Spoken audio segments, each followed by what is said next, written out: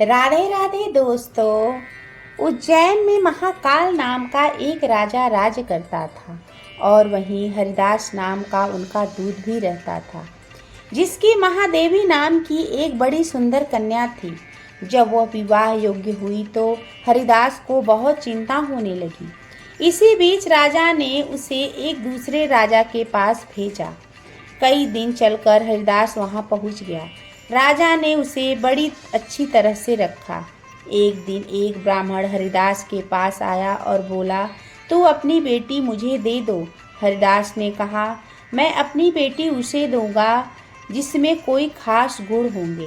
ब्राह्मण ने कहा, मेरे पास एक ऐसा रथ है जिस पर बैठकर जहाँ चाहे घड़ी भर में पहुँच जाओगे। हरिदास बोला, ठीक है, सुबह उसे ले आना। सुबह होते ही ब्राह्मण अपना रथ लेकर आ गया। ब्राह्मण और हरिदास दोनों रथ पर बैठकर उज्जैन आ पहुंचे। देव योग से उससे पहले हरिदास का लड़का अपनी बहन को किसी दूसरे लड़की को वादा कर चुका था और हरिदास की स्त्री अपनी लड़की को किसी तीसरे को देने को वादा कर चुकी थी। इस तरह 3 वर इकट्ठे हो गए।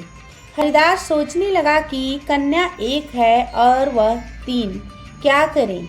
इसी बीच एक राक्षस आया और कन्या को उठाकर विंध्याचल पहाड़ पर ले गया। तीनों वरों में एक ज्ञानी था। हरिदास ने उससे पूछा तो उसने बता दिया कि एक राक्षस लड़की को उड़ा ले गया और वह विंध्याचल पहाड़ पर है। दूसरे ने कहा, मेरे रथ पर बैठकर चलो, जरा सी देर में वहां पहुंच जाएंगे।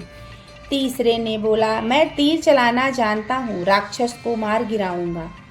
वह सब रथ पर चढ़कर विंध्याचल पहुंचे और तीसरे ने राक्षस को मारकर लड़की को बचा लिया।